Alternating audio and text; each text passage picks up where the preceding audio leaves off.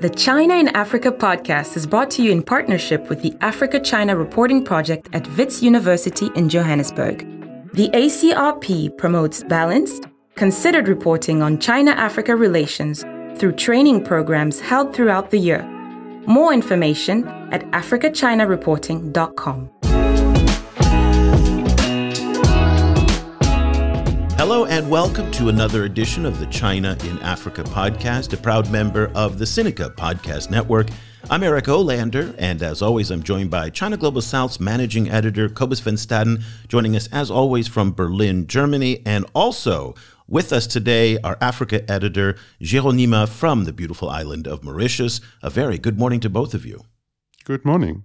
Good morning, guys. Well, it's great to have you both here. I've been looking forward to this discussion all week. What we're going to do today is we're going to break down what happened in Beijing this week at the Belt and Road Forum and look at the key African takeaways. But before we get into that, and we're going to do a deep dive on it today, we've got some great sound bites, some great analysis from people who were there. And also, I can't wait to hear what both Cobus and Geraud have to say about it. But before we get started, I also want to say a heartfelt thank you to our followers on YouTube who were extraordinarily generous to us this week. Geraud and Jenga and myself, and Jenga's our Africa climate editor in Nairobi, we kicked off our brand new video show, the CGSP Roundtable, that began on Wednesday. It's now available on our YouTube channel at China Global South, and you can just look for us there, and in the show notes you'll see a link to it. And this is the first time we've ever done video like this before, so we were a little bit nervous, and Geraud, you were just so fantastic. And you remember we asked our viewers to be nice to us, to, not hate on us, and they did a great job, and they were so kind, and they were so supportive, and that's not something you really see in YouTube comments these days, so it was a refreshing surprise. We're going to do the show every Wednesday. We're going to try to do it every Wednesday. But maybe, Geraud, just tell us a little bit about what the show is and what we're trying to do with it. I'd like to thank the folks who commented the show, who watched the show. Really thank you for your support and your comment. And as we said, it was our first experience as CGSP team to come on YouTube to make this show where we talk about everything related to China in the Global South. So as Eric said, we're going to do that every Wednesday where you're going to have the whole CGSP team. Sometimes it's going to be me with Eric, sometimes going to be Eric with other person. Sometimes it's not going to be Eric, it's going to be someone else, Cobus with Antonia, with Jenga, talking about different topics related to China in the Global South.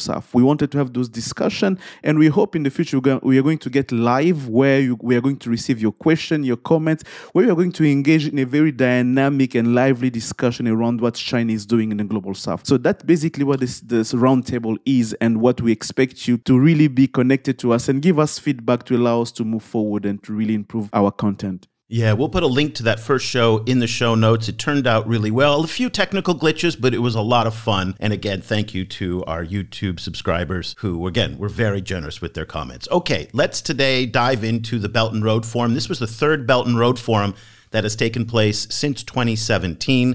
It was a big deal, and it was a huge deal. And it's interesting because you saw the coverage internationally, and even in Africa, we were looking at the press coverage, and it was overshadowed by the events that are unfolding in the Mideast, and to some extent even Ukraine and Biden going to the Mideast. So there's a lot of big news that was going on at this time. Nonetheless, 24 heads of state, 5 of them from Africa. So the Prime Minister of Egypt, the President of Congo, that's Congo-Brazzaville, by the way, the Prime Minister of Ethiopia, President Ruto from Kenya, and the Prime Minister from Mozambique. 5 out of the 24 heads of state were African.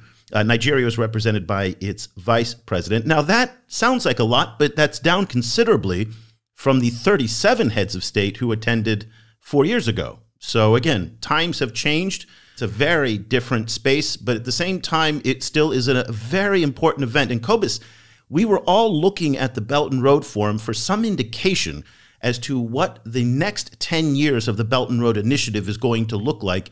What was your takeaway from that?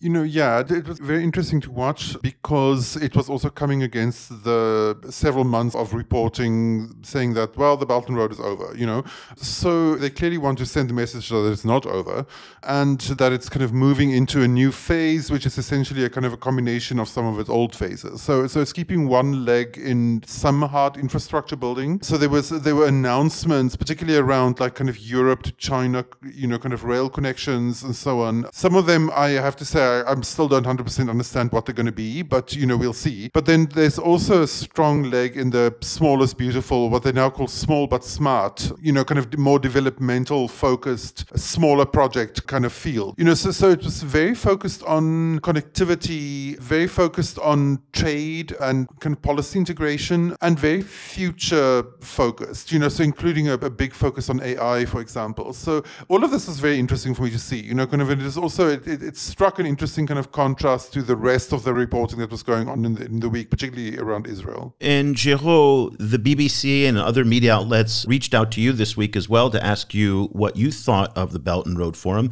Let's not get into too many of the details because I'm going to dive into those with some of the key stakeholders who were there. But when you were speaking to the media and doing those radio and TV appearances, what were you saying in terms of what to look for, especially from an African perspective?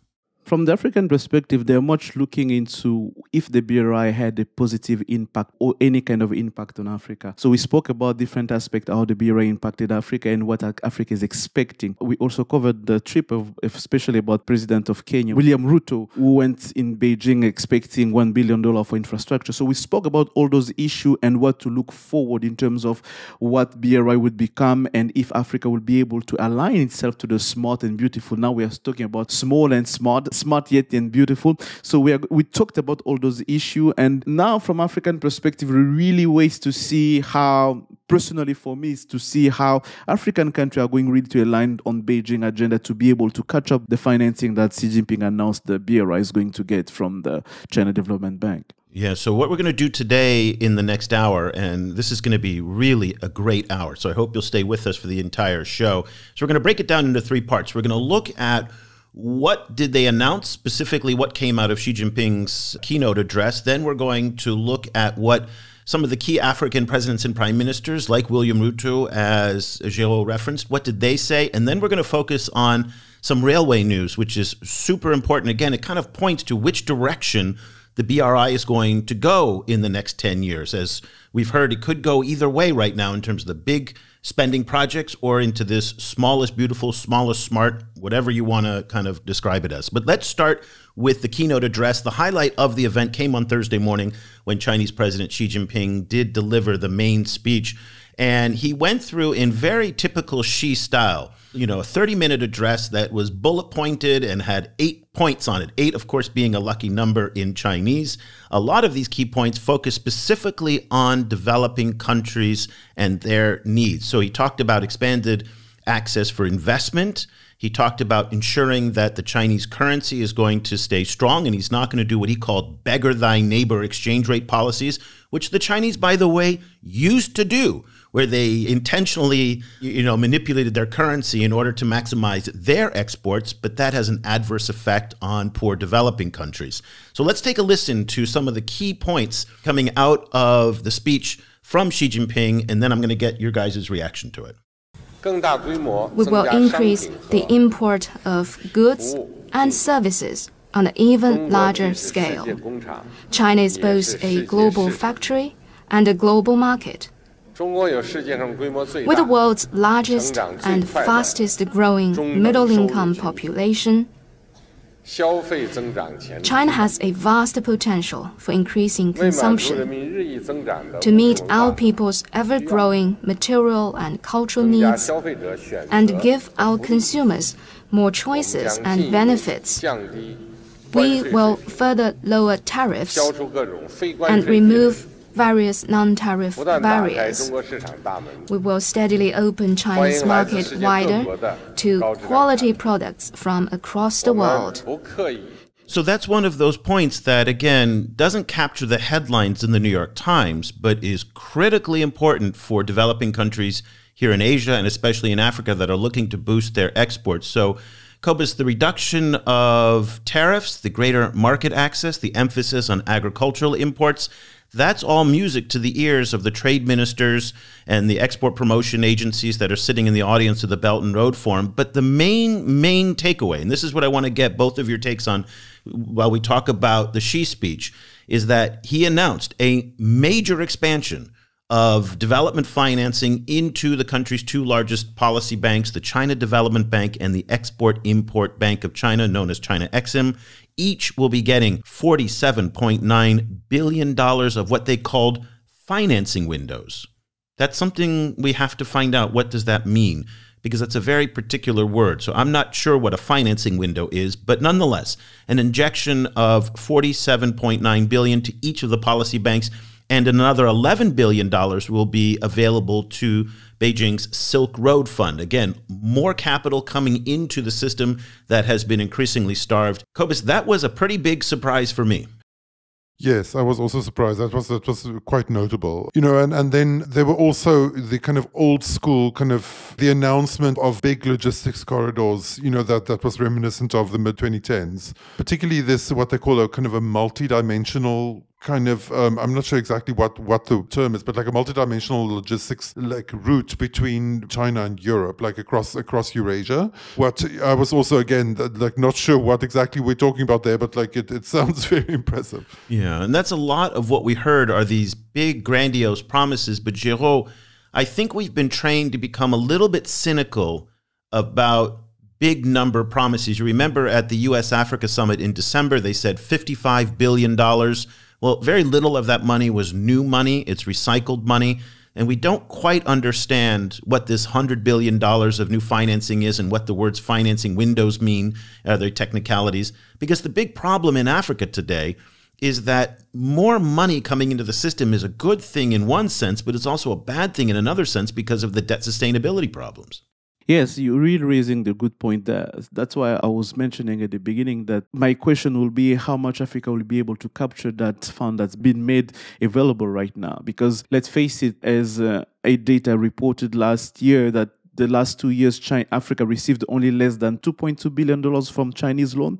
So it's now we're going to have to see how much we're going to be able to capture from that fund, because that's the big question. Because I believe that so far, continents like Southeast Asia or Latin America are going to get the bulk of it. Africa is facing a very difficult situation right now where you have massive loan that needs to be reimbursed. You have very difficult economic situation. So my worry is about, are we really in that place where we're going to be able to get something from it? Or are we just going to get some peanuts? I mean, some very small targeted project with not really massive influx of financing coming from China. So this is, as I was saying before, the question will be how much Africa will be able to align itself to China's priority and to get a bulk of that financing. Well, let's get a perspective from somebody who was there inside the halls, listening to the conversations, not only in the main venue with Xi Jinping, but also over the coffee and tea sessions on the side there. And that's really important, where a lot of the discussion was going on. Our old friend Kevin Gallagher, who's the director of the Global Development Policy Center at Boston University, he's one of the top economists in the world focusing on these issues of Chinese development finance and debt. He also was one of the very few Westerners that was participating in this year's Belt and Road Forum. That was noted by a lot of people, how few people from U.S. and Europe were there compared to previous years. And I had a chance to speak with Kevin for just a few minutes in between his various sessions, and just to get a take of what was it like? What were people saying? Let's take a listen now to my discussion with Kevin Gallagher. Kevin Gallagher, thank you so much for taking time out of your very busy schedule to join us from Beijing. It's great to talk to you again, Eric. How are you doing? I'm doing great. The event is wrapped up. It was a hectic past couple of days. Give us your big takeaway from the forum. Well, it was quite an opportunity to be able to be there firsthand. I was actually in the Great Hall for President Xi's unraveling of his, or unveiling, I should say, of the new 8-point plan for the next decade, and saw the speeches of some of the big heads of state there at the Great Hall. And then I spent the second half of the day where there were thematic major events. I was part of the Green Development, which is one of the 8 planks of the new plan, and a number of heads of state were there, as well as finance ministers and environment ministers. And what I was struck by the most, I guess, is beyond the headlines and beyond the big fanfare of the big 4 conversations or speeches from heads of state in the beginning at the Great Hall, is that all the conversation was much more practical and about infrastructure and connectivity. You had heads of state and finance ministers and environment ministers thanking and praising the first decade of the BRI and wanting to get in on the next decade even more. They expressed that they need more infrastructure, they need more financing, not the way we often see it sometimes when we're just looking at this stuff from the outside. Yeah. You and your team at the Global Development Policy Center have been writing for much of the past year about this new small is beautiful era of Chinese development financing. And that is this, smaller connectivity, green tech. And yet President Xi, he announced $100 billion pledge to the Belt and Road. So that seems a little bit incongruent to me. What was your reaction to that pledge? Yeah, I was struck, especially given what's going on in the Chinese economy and the relatively limited ability of developing countries to absorb new finance. But just as he did at the very first Belt Road Forum, he has injected major capital infusions to the two, now three, I guess I would say, the three big sort of flagships of the BRI. He pledged new capital or new financing, we're not quite sure right now, for the China Development Bank and the Export-Import Bank of China, each about $50 billion each, about 80 billion renminbi, or about $10 billion of new capital for the Silk Road Fund. So that implies that leveraging that, we should see more of an uptick in new finance moving forward. And so that contrasts with some of the conversations about small is beautiful. In conversations with friends here, we've been told that the small is beautiful is a little bit more the track for the GDI and some of those initiatives, and that the BRI may snap back to be bigger, and let's hope it's bigger and better. Yeah, well, that's very interesting. That's a level of nuance that I don't think we've heard before. So that's very helpful to understand. So finally, very quickly, because I know you have to get going, we saw all the speeches and we read all the headlines and we saw the Putin handshakes and, the big takeaways. And you mentioned that in your conversations with some of the folks from Central Asia and from some of the other regions, that there was a very different narrative than what we saw in the media. And I'm curious just to hear about what was the buzz in the room and when you were on your coffee breaks and in the hallways. What were people talking about? Yeah, it's not surprising that given what's going on in the world, what the global, especially Western take has been on it. And China shouldn't expect much more given the fact that that's how they staged it. But it stands in stark contrast with the conversations in the room. Everyone's talking about new connectivity. China unveiled just parades of new, smaller initiatives. I think the one that is really being missed on the headlines, which really might do wonders combined with all this new capital infusion from the China Development Bank and the other big institutions, is that China unveiled something called a JITP, the Chinese answer or complement to the JETP. The JIFP stands for the Green Innovation Finance Platform, which is a platform so that they can help make green and bankable projects for developing countries under the BRI, and then work with Chinese financial institutions to tailor each project with the right amount of debt and equity and grants and so forth to make sure it's truly bankable, and it helps both the developing country and Chinese balance sheets. And so this is, I guess, in some level, a small is beautiful, or maybe a big is beautiful approach, where you see China knowing that they need to do a little bit more due diligence moving forward the next decade, especially under the new context of higher for normal interest rates. Can't just be debt for countries, but the demand is there on the sidelines and in the coffee. Everyone's talking about the new roads that they need, the new rail that they need, the new power plants that they need. But this time they want them to have more due diligence when it comes to debt and environmental impact, and want clean energy rather than coal plants. And mechanisms like this are clearly China trying to treble the next decade to make sure that the host countries are, have that kind of due diligence in there, so both the host country and China doesn't take a bath on some of these projects. And so that's just one example of a lot of other concrete things that got rolled out, which unfortunately, because of the way that they staged the whole thing, those stories are going to trickle out much more slowly. But at the coffee tables, or tea tables, I should say, here at the convention. It's amazing how different the conversation is. It was sort of appreciative that there's actually real money out there that they don't feel like they're getting in other places in the international system, and just wanting it to be better and more troubled, and certainly not wanting it to stop. Kevin Gallagher is the director of Boston University's Global Development Policy Center. Kevin, thank you so much for taking the time on a very, very busy day for you, and safe travels back to the U.S. Thanks so much, Eric. Talk to you soon. Cobus, a whole lot to unpack there in what Kevin said. And again, lots of nuance that we didn't pick up in any of the media coverage about what was actually going on. One of the key takeaways for me was the fact that this appreciation for capital into the system, which is in such short supply. What was your takeaway from Kevin's comments?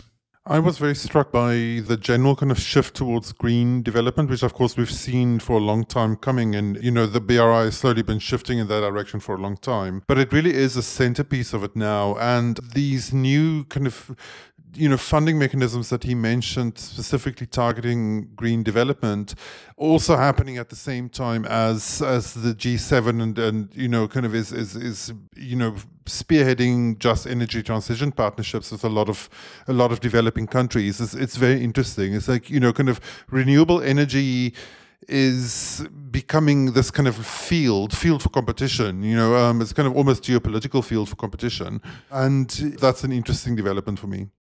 Yes, that was really interesting when I was hearing Kevin comments, and I was even going through Xi Jinping keynotes. I was really struck by the fact that when I just typed just to search keywords like green, it was really surprising that the word green came out like 11 times in keynote speech. Just highlights you how much the BRI is changing, shifting toward that green, and that's, as they call, small yet smart project, where they want to show that the BRI, they want to move away from the criticism they've been receiving over the last 10 years, pollutions and data issues and everything. Now they want to really show that they're moving toward that partnership where they present themselves as a reliable partnership for the future. And it was really interesting when you read the whole keynote. You have that sense of China really, when you take into account the BRICS summit in August, you take into account the GDI, the various initiatives that China has been taking in the last 2-3 years. You now take the BRI 2.0 that he presented a few days ago. You really have that sense that China is shifting the discourse toward a new or a parallel, I would say, global order, which kind of puts his term where he really wants to move forward in his own agenda, where we even saw China talking about AI development and the norm of AI. You can really see that shift where the BRI, the GDI, all those initiatives are going at some point to become, I don't know, maybe one single initiative where China is moving towards shaping the new international order. Yeah, it's interesting because you say that, Geraud, and all of that enthusiasm among the attendees and in Global South countries for these initiatives that China is doing. And yet when you look at it from the Japanese, South Korean, European, and U.S. perspective, the G7 perspective, all it is very cynical. And so we're still in this, you know, we don't know which way things are going. And I just want to end our discussion here on the kind of direction of the BRI before we get into this Africa-specific themes, with some comments from Richard McGregor, who is really one of the great China watchers of our time. He's a senior non-resident fellow at the Lowy Institute. He's also a longtime journalist in China. He's written one of the definitive books called The Party on the Communist Party in China. And he was speaking with the folks from CNBC and asked to reflect as well. And again, he talks about this transition between the old BRI and the new BRI. Well, I guess it shows, first of all, the enormous convening power that China has to get such a bunch of people, you know, at a time of war in many places, over to China. But in my view, generally, this meeting is sort of backward-looking and forward-looking. It's backward-looking in this respect. The BRI, as we know it, is basically over. And we're moving into a new era these days where we're getting, as Samantha said, it's smaller, quality over quantity. That's talk about making a virtue over necessity. Most of the countries that China has lent to can't borrow anymore. So they're not going to do big projects. And China's issue now with many BRI countries, you look at Uganda, Zambia, Sri Lanka, Laos, some islands in the Pacific, is how to pay the money back, not to borrow more money. So that big part of the BRI is over. And BRI lending has been going down since about 2018, actually. And we're now moving to a new era where China is putting its ideas for an alternative world order on top of what it's done with the BRI, Global Development Initiative, Global Security Initiative, and the like. And you see that in the meeting in Beijing at the moment. Let's keep that in mind now when we hear from a couple of the African leaders who participated in the event. First, we're going to hear from Kenyan President William Ruto. And again, for him, this question of the finance was absolutely essential. And President Ruto was really there, and he wore two hats this week. Number one, his hat was as president of Kenya. Number two, his other hat was as the chief salesman for Kenya. And he was just closing deals left and right. But let's take a listen to his address to the Belt and Road Forum audience. And again, you're going to hear what he focuses in on, and I'm sure he's speaking on behalf of a lot of African countries. And let me say this, that China has a special place, with no doubt, to enhance the competitiveness of Africa by doing two very important things to us in the global south and especially in Africa. Number one is for China to work with us in the reform of the international financial institutions so that we can leverage on these institutions and use China's muscle to invest more in those institutions and to work with us in its reform so that countries in the developing world can access more concessional development financing to lift the huge burden on many African countries of liquidity that they experience at this point in time. We want to thank China for China's willingness to invest in our regional multilateral development banks, the Africa Development Bank, Afrexim Bank, Trade Development Bank, to facilitate Africa's growth and development initiatives. And I want to use this forum to thank the government of China for that consideration. China's immense knowledge and capabilities in renewable energy will go a long way in ensuring that we unlock the huge potential of renewable energy assets in our continent and investments in green manufacturing, green industrialization. And I again want to take this opportunity to thank the government of China for its commitment to invest in industrialization in our continent, in modernizing agriculture in our continent, and in also working with us on the development of human capital and matters talent development in our continent. Cobus, there you have it, the 2 points from President Ruto. That green theme came back very strong, but also it was very interesting if you listen to him very carefully on his comment about the international financial system, and you pick up that grievance, that sense that this system is not fair. And what I have been surprised by is the fact that the Europeans, the Americans, and the Paris Club have been so adamant in refusing to make the concessions and the reforms to satisfy someone like President Ruto. And the fact that President Ruto now is looking to China to use what he said, use their muscle to force these changes for developing countries. That really, to me, was a big standout. Yes, it's very interesting, and and it's also kind of an indication that I think if you listen to European and US stakeholders at the moment, like in the first place, they're not going to be mostly talking about development finance at all, but when they do, the general consensus is, well, these are very tough and constrained times. We're basically at the max of what can be achieved. So hold on, basically.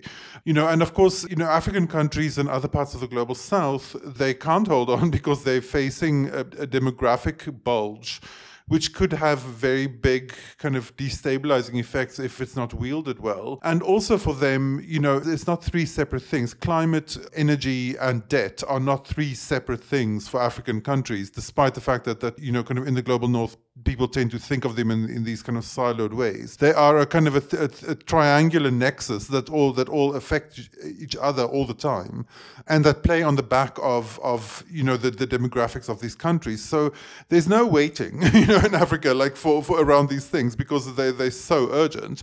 And the fact that that everything is then couched around, well, they already have so much debt, how much more debt can they absorb? Which, is on the one hand, it's understandable that it is couched that way, but it's also extremely destructive that is the only lens through which it could be seen, because, if one doesn't deal with these problems now, they're going to be much bigger problems in the future.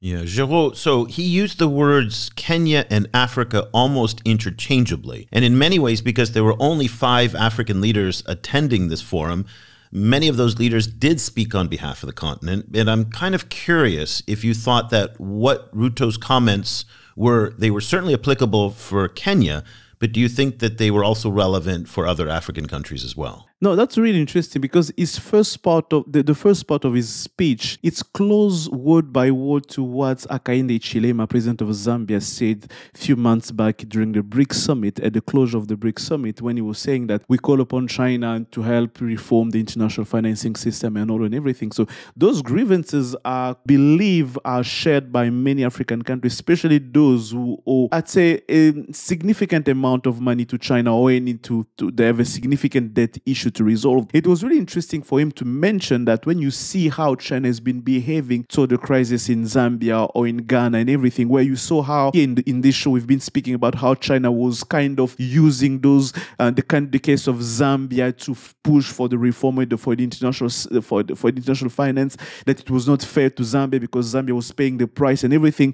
But here we see William Ruto taking a path where he really said, we want to leverage China. We really want to leverage China to help us reform the international financial system. So when I see that, I was like, that's really interesting, because in the coming month or year, if Kenya find itself in a same situation than Zambia find itself, will Kenya be ready to, step aside and let China use its case to make a point to reform the international financing system? So that's really something that to be looking for in the future. So I do believe, yes, he was sharing some grievances that can be shared across many African countries. And yes, I think it's kind of speak a lot about what many African countries believe. So for the rest, I do believe that other issues are much more pressing now, that African countries still need much more financing in terms of financing development in the green technology as well. Well, on this issue of debt and Kenya and Ruto and what he was there, part of the talks that he had with President Xi Jinping were dedicated to whether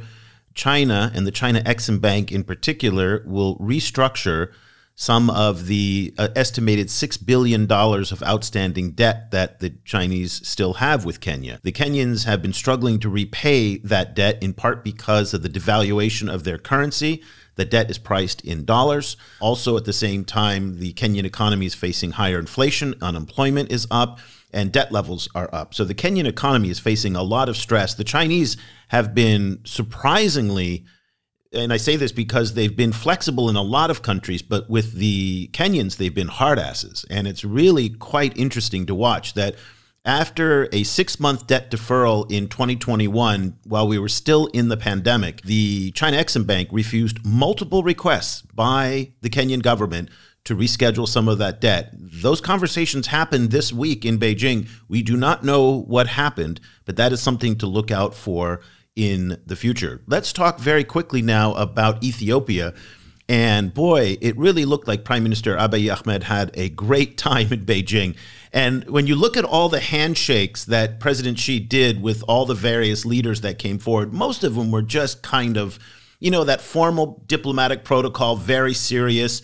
They kind of walk up, there's a little bit of a smile, and then, okay, on you go, next one. And if you look at the videos of the Ethiopian Prime Minister, first of all, Chinese propaganda did this whole cool thing when the state media, he was walking into the room to meet Xi, and then they did a slow-mo version of it. So he just looked like a baller walking in, It was really remarkable. But then the picture of Abiy walking up to Xi he just was smiling. He put his hand on Xi's back, and they were, really kind of gunning the handshake a lot. And it just looked like they were really happy to see each other. It was quite remarkable. It looked, you got to go take a look at it online. It looked different than the others. And it really shows in many respects that the investments in time and resources diplomatically that the Chinese have been making in Ethiopia over the past 5-6 years are really paying dividends. And the relationship between the Chinese and the Ethiopians is rock solid. And let's take a listen now to some comments from Prime Minister Abiy in his address to the Belt and Road Forum. With a rapidly growing population, the African continent is in high demand of sustainable and dignified development. And through BRI investments, many jobs have been created and livelihoods improved. Road and railway projects are linking previously unconnected places. People-to-people relations are being enhanced both within and across countries. The principle of connectivity inherent in BRI has also offered African countries with alternative source of capital, technology, and skills needed for our modernization agenda. In my country, Ethiopia, for example, one of the remarkable BRI accomplishments is the construction of Africa's longest electric transnational railway, which runs through Ethiopia all the way to Djibouti. The line revitalized local and regional economies. It plays a critical role in connecting people and enhancing efficiency in the logistics value chain along the strategically significant Ethio-Djibouti corridor. Excellencies, ladies and gentlemen, once a source of raw materials, Africa is now realizing its potential and capacity. A continent that has been sidelined until now is harnessing the demographic dividend, leveraging its natural endowments, and rapidly becoming a global economic, social, and political powerhouse. Geraud, I really liked that speech for a couple of different reasons. One is it's very easy right now to be negative on Africa as a continent. The coups that have happened, the corruption scandals, the economies that are struggling, the sense of dislocation from the international system, the disengagement from the West in Africa in many respects, that they're just not, they're isolated from it in many respects. And here we have this different point of view that says, contrary to all the crap that you hear out there, particularly in the Western media, that, you know, looks at the negatives, there is this really positive story about Africa and its demographics. At the same time, there was a phrase in there that just really stood out for me: dignified development. That is powerful stuff, because there is this sense that the charity and the aid of the past 50, 60 years has been demoralizing and it hasn't worked. And we remember from I think it was 2 years ago that French President Emmanuel Macron in Montpellier held a forum with young, French-speaking African youth leaders, and they just ripped him that they are fed up with the paternalism, they are fed up with the lectures, and they want that dignity. And I think the fact that he highlighted this idea of dignified development, to me, was very powerful.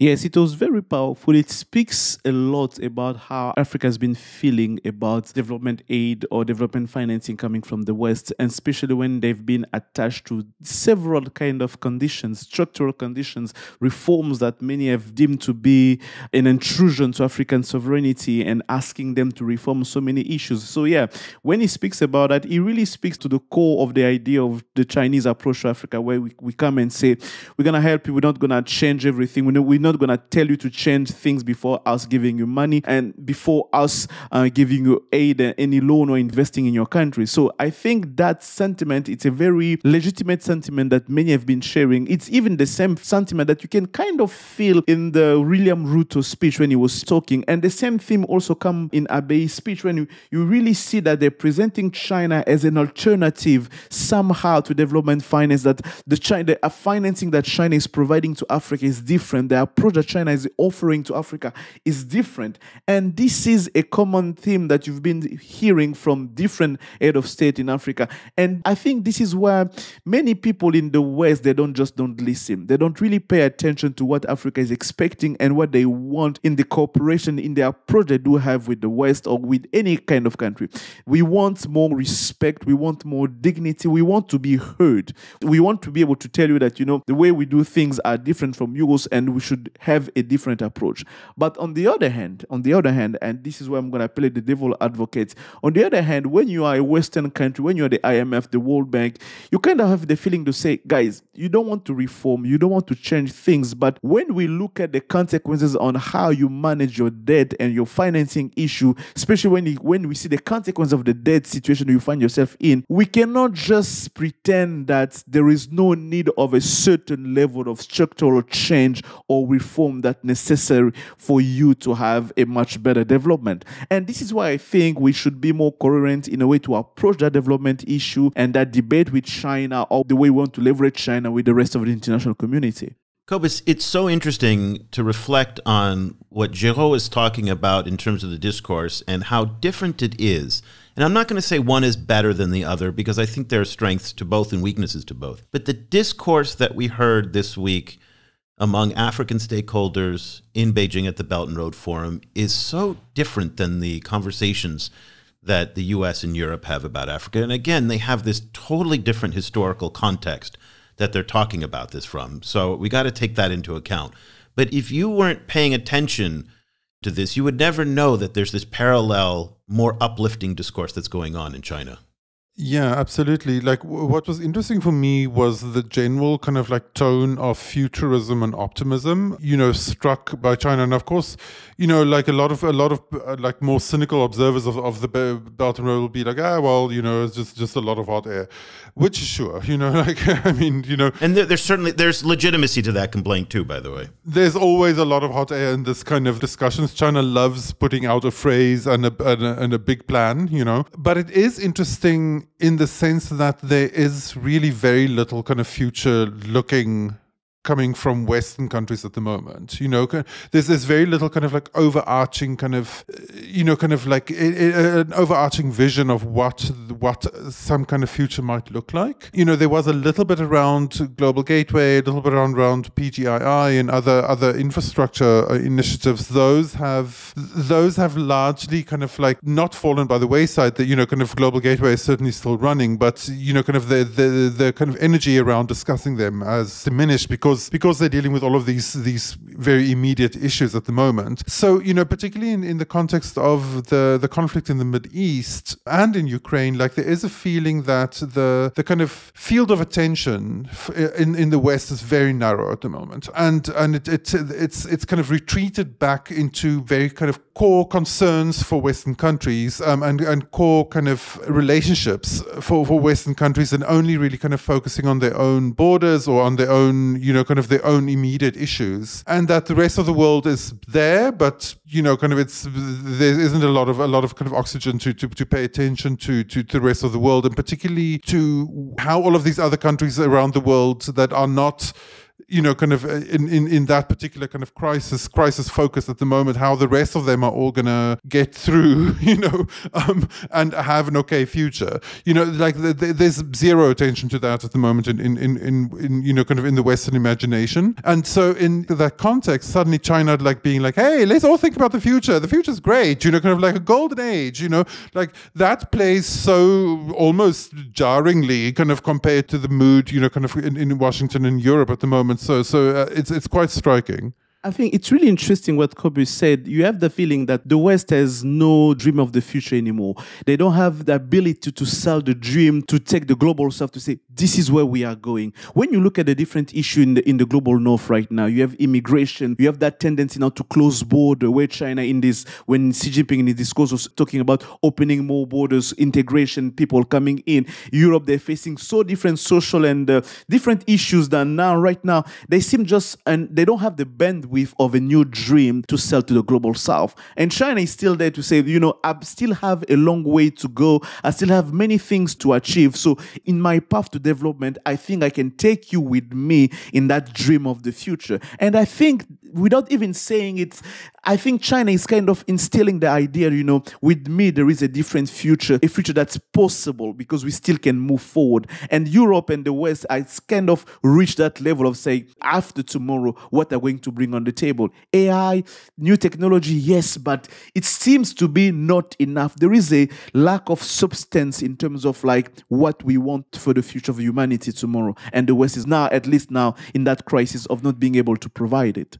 I would go further and say they definitely don't have any vision that they can really sell to the global south, but they don't seem to really have any vision that they can sell to their own people. Exactly. There seems to be such a kind of lack of hope, in a lot of kind of global north countries about what the future is going to be, particularly maybe in the US, because, there is this big, scary and contentious election coming, and the two leaders running for it are both old, So there isn't a kind of a strong kind of future orientation feeling at the moment in the global north. And just to be fair as well, and Cobus, you've mentioned this, that the Chinese do oftentimes put a lot of promises out there. Remember that they promised $1 billion of vaccines to Africa. That never came through. They promised $300 billion of trade between African countries and China. That too is not going to materialize. And so I think there's a little bit of grain of salt that we need to throw to some of these numbers. That doesn't take away from any of the optimism that you're talking about. But again, put a skeptical eye to some of these promises. And by the way, that's true in all governments, but in particular here, that there have been a lot of unfulfilled pledges made by the Chinese over the years. So we'll have to see if the details match up to the rhetoric, specifically on that $100 billion. And Cobus, one of the things that I was thinking about was the domestic politics of this, that $100 billion into the policy banks, because if I'm a Chinese taxpayer sitting in Zhejiang or Gansu or Guizhou, where local governments are facing debt crises, youth unemployment is very high, $100 billion is a lot of money today. Even for a country like China, that's a lot of money. Not surprisingly, there was no mention, as far as we could see, of that $100 billion announcement anywhere in the Chinese press. And that is typical for these kinds of announcements where they don't talk about these foreign pledges domestically. So I think it is potentially a politically sensitive issue to be allocating so much money for international development when a lot of provincial stakeholders are kind of like, hey, we could use that money at home. So just also something to think about. Let's now look at two different case studies here of what happened with Nigeria and Kenya related specifically to railways. So Nigeria was represented by Vice President Kashim Shettima, and the news that came out of the Veep's visit was that there was a deal on railway funding. And if you recall from our discussion over the years, the Chinese have backed out of a lot of the pledges that they made to finance Nigerian infrastructure development, specifically about $14 billion of railways that they pledged to finance. Also the AKK pipeline, which is a $1 billion pipeline. And so there's been a lot of uncertainty in the Sino-Nigerian space. Let's take a listen now to news coverage of this announcement from TVC Nigeria. President of the People's Republic of China, Xi Jinping, has pledged commitment to refinancing and completing of the Abuja-Kano and Port Harcourt-Maiduguri railway projects in what the presidency describes as a major milestone for Nigeria at the ongoing Belt and Road Initiative Forum in Beijing. The Chinese leader said this while responding to requests made by President Bola Tinubu, who was represented by Vice President Kashim Shettima at a bilateral meeting with the Chinese leader in Beijing. Since the launch of the projects, China is yet to release funds for the two major railway projects in Nigeria, largely due to cutbacks and other commitments after agreeing to provide 85% financing for the construction. President Jinping promised that China will enhance political support and build cooperation in all fields. Vice President Shettima described the rail projects as very vital to the president and people of Nigeria. Let me give you a few details now on these two railway projects in particular. So the Abuja-Kaduna Railway is a $604 million project. The China Exim Bank would provide $500 million of that. According to aid data, the loan is set for a 20-year term. There's a 7-year grace period at a 2.5% interest rate. That is a classic Chinese concessional loan there. So that one seems manageable, $500 million, not huge. Then we go to the Port Harcourt to Maiduguri line, which is a whole different project. This is a $3 billion railway. The China Exim Bank would provide $2.5 billion of this railway funding. So that is a big project. Now, let's put that into context. We're talking now about $3 billion of new debt that would be put onto the balance sheet of the Nigerian government. Right now, Nigeria has $113 billion of total public debt. The Chinese account for just $4.7 billion of that debt, so about 3%.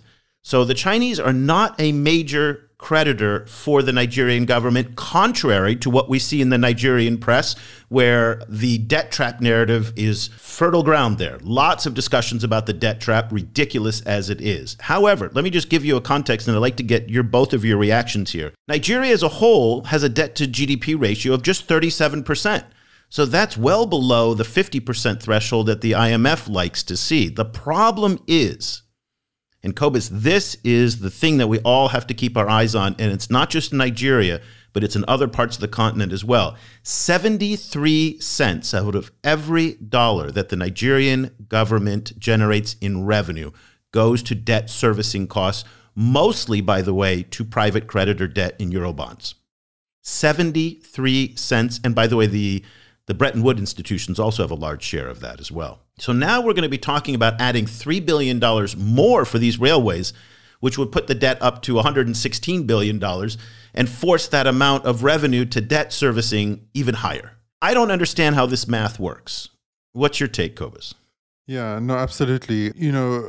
I have a lot of questions, but, kind of particularly, like, as you say, how this is going to fit into the Nigerian calculations, but also whether the Chinese are really willing to commit to these big, contracts in Nigeria. Like building big railways internationally is already a big ask. Building them in Nigeria is additionally, not simple. So that I also wonder about. But yeah, obviously for them, the amount of debt is one issue, but the other issue is issues like, for example, increasing local tax generation, and so on. So there's possible ways of increasing the amount of revenue that the government is pulling in, but they haven't been increased yet. So the question is literally, as you say, is like, how are they going to pay that debt and still have social services running? I don't get it. I really don't get it. But now, in Kenya, it's a slightly different story here. William Ruto went to Beijing with a very different agenda. And it's also very important to note that there have been numerous instances in the past where the Nigerian press and many African media have misinterpreted conversations with the Chinese. And Geraud, we've talked about this on a number of occasions, where the Chinese will use language that says, we support Nigeria's development, we support Nigeria's transportation initiatives, and then the vice president goes, great, you're going to sign up for this. And the Chinese, they don't say anything to publicly deny it. And what ends up happening is there's a misunderstanding that oftentimes comes out of these conversations that says they've committed to these projects when they actually haven't. I'm not saying that has happened here, but it has happened quite a few times in the past. It's interesting that you mentioned that, because while you're speaking, I was like, I want to read the official statement from the Chinese side, because it's not only Nigeria, though. Many African countries have been doing that when they go to China. They come back and they just use a portion or a certain wording of the initial statement, of the statement that come after the meeting, to spin off their own narrative internally. Because you have to face it, those head of state, when they go to China, it's always as a certain political agenda back home. So when they come back home, they cannot just say, I went to China and I came back with nothing. They have to go, I went to China and I came back with something, $1 billion or something. So since China is not into the business of contradicting its African partner or any of its partner publicly because of the statement they've made, it's like it just remains like this. But the problem of those kind of rhetoric is the fact that at home, people now start to build expectation towards China. And when those things are not met, it's easy to blame China, like China has promised this, but we never saw that happen. But when you look at the beginning, it's like China never promised something like that to happen to begin with. So I don't know if this is the case in this situation right here, but we should really be careful into what African leaders are saying usually when they come back from China, and to read much more into the statement that have been issued out of those meetings to really know what China is committing itself to. Well, let me read you from the statement of the president of the Federal Republic of Nigeria on October 18th. So they did not waste any time on Wednesday, right after the meeting between Vice President Shettima and the Chinese. They went and published a statement. And a couple of things stand out. So here's the headline. Okay, here we have it. At Third Belt and Road Initiative Forum, China commits to refinancing, completing Abuja Kano Port Harcourt Maduriga railways. That's a lot's word. Commits. Commit. Okay, there you go. There's some flexibility in there. And then somebody's got to talk to the presidency's office about Chinese names. Okay, they say, as President Jinping pledges more investments in Nigeria's power generation. That's from this is official presidential seal statement, okay? Those small things, I don't know. Go ahead. That is sketchy here, okay? So that's like saying President Joe Biden.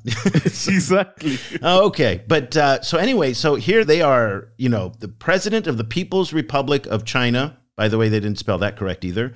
Xi Jinping made the pledge today while responding to requests made by President Bola Ahmed Tinubu, who was represented by Vice President Kashim Shettima at a bilateral meeting with the Chinese leader in Beijing. That is unequivocal. So to your point, Geraud, we should probably wait to see what the Chinese say on this, or more importantly, whether the financing actually does come through. What they did in Nigeria over the past several years was they just ghosted the Nigerians. That's what they did. They didn't say anything. I remember they just kept silent. So remember the former Nigerian transportation minister, Rotimi Amechi, he kept going before the House of Representatives and saying, yes, the Chinese money's coming. Just wait. The Chinese money's coming. And it never came. And it doesn't sound like the Chinese actually ever said to Amechi, guess what? It ain't coming. He just had to figure that out on his own. There is a very interesting domestic dynamic to this as well. And the president is under pressure from the House of Representatives. The Speaker of the House of Representatives, Abbas Tajuddin, just on Thursday, he sounded the alarm over how much Nigeria is spending to service his debt. So there is domestic political pressure on the president, maybe not to add to that debt. So even if the Chinese say, great, here's your $4 billion, it's not entirely assured that the House will buy into that. So because there are real concerns about debt servicing. Let's now move to Kenya. President Ruto, he was super busy. He hit the ground running. Actually, Geraud, he hit the ground on a bus. And we talked about this on the Roundtable show. Yeah. President Ruto, as far as we can tell, was the only visiting head of state who did not have a black limousine waiting for him. Not sure why it was. He took the Cobus bus. Cobus not named after you, but you know, at the airport, they have those buses and they say Cobus yes, on them. The Cobus I always bus, think of you, yeah. Cobus, when every time I see those buses. And so here we have, try to picture this, President Ruto pulling up on the same bus that you and I take, when you don't get a gate at the plane, you have to go take a bus to go out like somewhere on the tarmac. And he got off one of those to a military honor guard. And you got to think, they only had 24 heads of state there, Geraud. They didn't have a spare Audi anywhere? I don't know. I thought that was, I think that was weird. There was a two-part of its arrival. There was a part where he came out of the plane and took the bus and he had honorary guard. And outside there, I think he got a car. He did get a Hongqi car after that. But still, they photographed him on the tarmac. So the optics are just not good. I'm like, why they would do that? I mean, for me, it was the big question, why they would do that. I don't know. But I thought the optics, though, of him flying Emirates was fantastic. He could have taken Kenya Airways, though. He should have taken Kenya Airways, but he flew Emirates. But the idea that he didn't come in on some small private jet when his country is drowning in debt, I think the optics of that look very, very good. However, other people told me that that's not a good way of looking at it because the entourage was so large, that they filled up a A380. And that's why they took the A380, that it was so bloated with people. And that is not a good optics. But okay, let's take a look at what Kenyan President William Ruto did. He signed $422 million of deals in the ICT, pharmaceutical, the agricultural sectors. He really was super busy on the business side of things. He called himself the salesman in chief. He went to Huawei. He gave a glowing endorsement of Huawei. And he had two main agenda items that we were following before his trip. Number one was that debt restructuring we talked about. And the other one was to secure $1 billion in new loans from the Chinese for road construction projects. And in order to understand this, you have to understand the domestic situation in Kenya, where the country is apparently riddled with half-finished roads that are now causing a lot of problems because of accidents and deaths, and local politicians are saying, enough, Mr. President, you've got to finish these roads. A lot of the roads are being built by Chinese contractors, but they're just Chinese contractors who depend on the financing to come from the central government. And a lot of that came from the African Development Bank. It came from other lenders, not just the Chinese, but that lending and that money dried up. So they had to stop these projects halfway through. We do not know what happened about those talks for those loans. However, he threw a surprise on us related to the standard gauge railway, and he made this announcement at the Kenya-China Investment Forum that happened on the sidelines of the Belt and Road Forum. And let's take a listen to his new dream for the standard gauge railway that China already built for close to $6 billion. The reason why we are discussing with China on extending the standard gauge railway beyond Naivasha into Uganda, into DRC Congo, all the way to Congo-Brazzaville, is because we want to connect the eastern coast of Africa to the western coast of Africa using the SGR. We've had conversations with the president of Uganda, with the president of DRC, with the president of Congo-Brazzaville, and we've all agreed on the need to extend this piece of infrastructure as a means of facilitating trade across our continent and making sure that companies like yourselves who set up in Kenya not only have access to the Kenyan market, but have also access to the East African market and the continental market, because we have made the decision that that is the way to go. As we look at the 1.4 billion people in China, we are equally looking at 1.4 billion people in Africa, and we want to connect. So if this dream sounds familiar, it is familiar. This is what in the old days was called Phase 3 of the standard gauge railway. Now, Phase 1 of the railway went from the port of Mombasa to the capital in Nairobi. That was built by the China Road and Bridge Corporation for $3.6 billion. Then there was Phase 2A, or Phase 2, that went from Nairobi to Naivasha. Now, part of the original plan for the standard gauge railway was that it was supposed to go from Naivasha in the Rift Valley, as the president said, all the way to the borders with Uganda and eventually into Rwanda and to other points in East Africa. The Chinese said, you know what, this isn't working, it's too much money. The Kenyans apparently went back twice to ask the Chinese to finance Phase 3 of the railway for $3.7 billion. And the Chinese balked at it. They said, you guys have too much debt. We don't think we're going to get our money back. Insiders have told me that the conversation came down to whether or not the loan was going to be for a concessional loan or a market-based loan.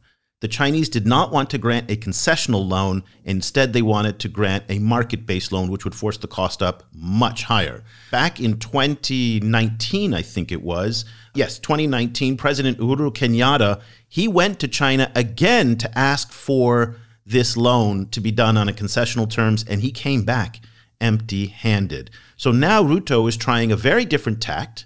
He is not asking the China Exim Bank or the China Development Bank or any of the policy banks to finance this the way that Kenyatta was asking.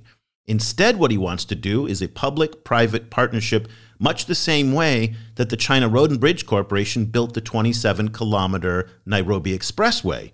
That was it is a public-private partnership where The Chinese and CRBC run the road for, I think it's 20 years. They make their money back, and then they hand it over. Gentlemen, this is going to be our closing thought here. This is the problem with railroads. There are very few in the world today that are profitable. I think Japan is profitable. Hong Kong subway is profitable. But pretty much most other railway systems around the world are not profitable. Now, that's okay because railways are a foundational part of any economy. But if you are an investor in a particular railway, you want to make a profit from it.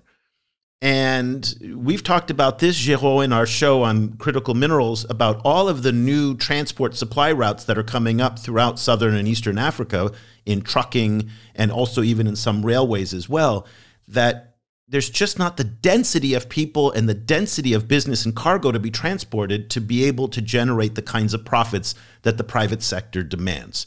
So with all of that, I've kind of laid it out for you. When you hear President Ruto vying for Chinese private investors or state-backed investors that are not the policy banks, what's your take?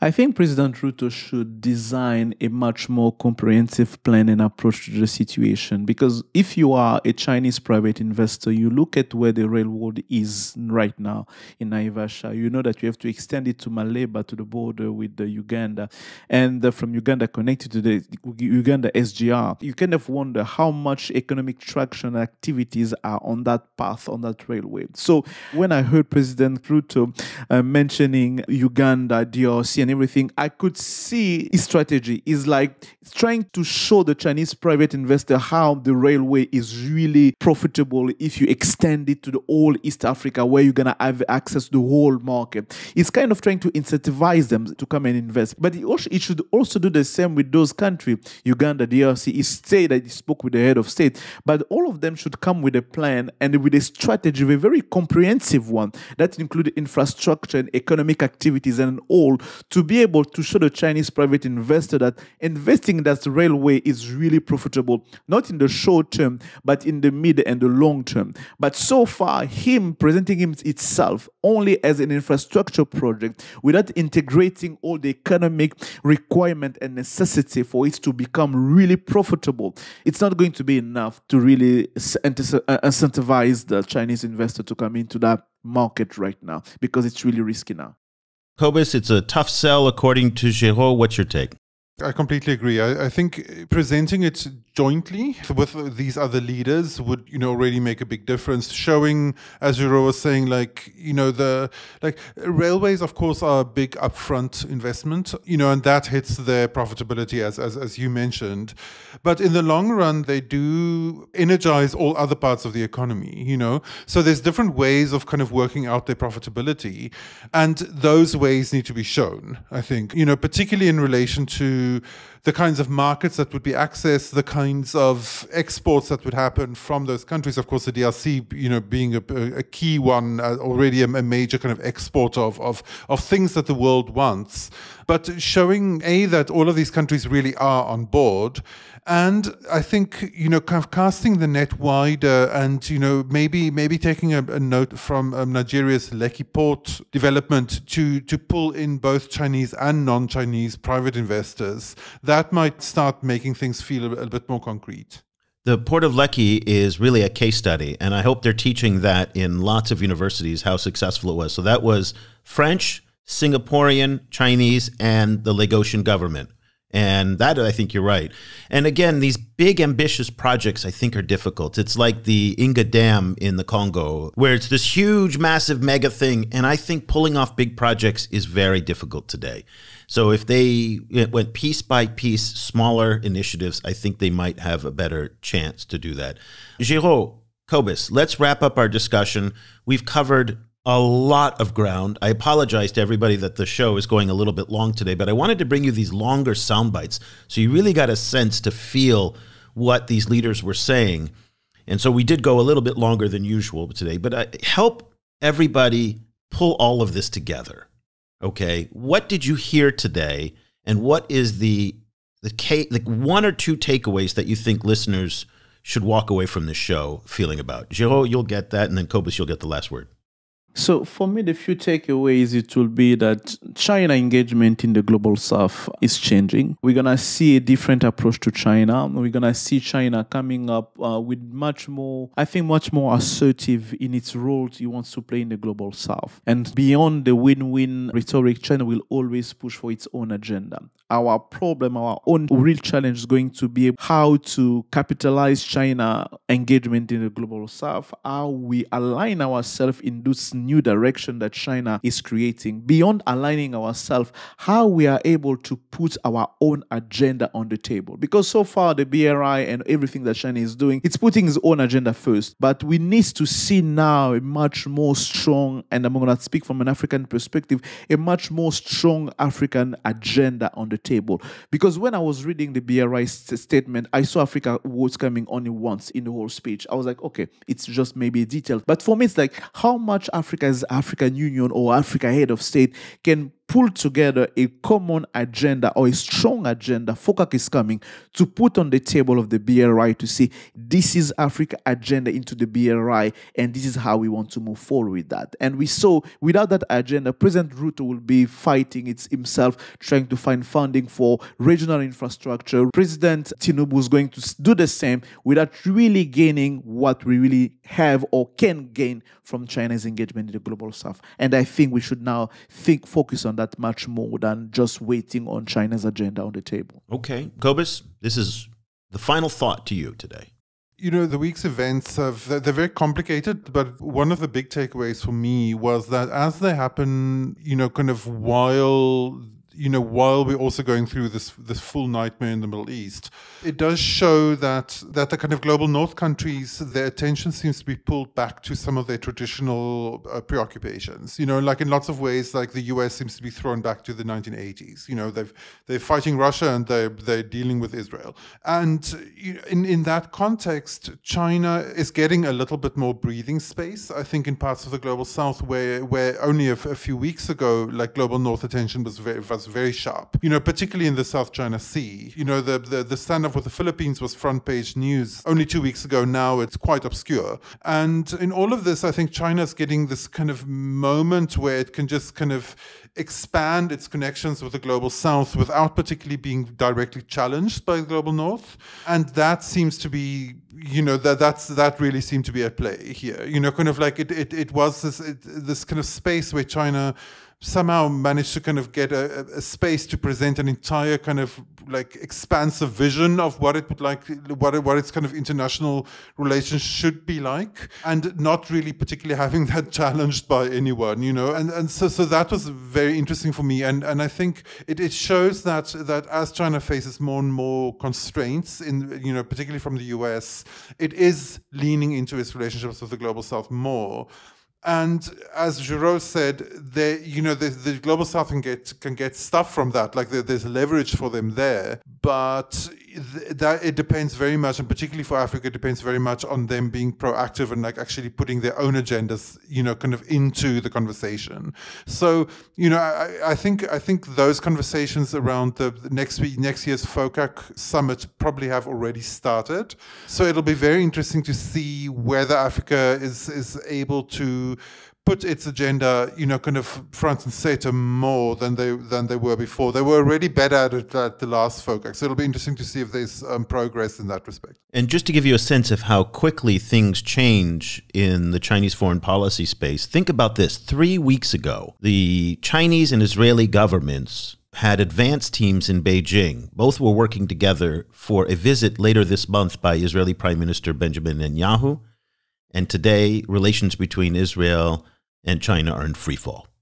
Hard to imagine that 3 weeks ago they were talking about even maybe that the Chinese would help to broker a Saudi-Israel normalization deal.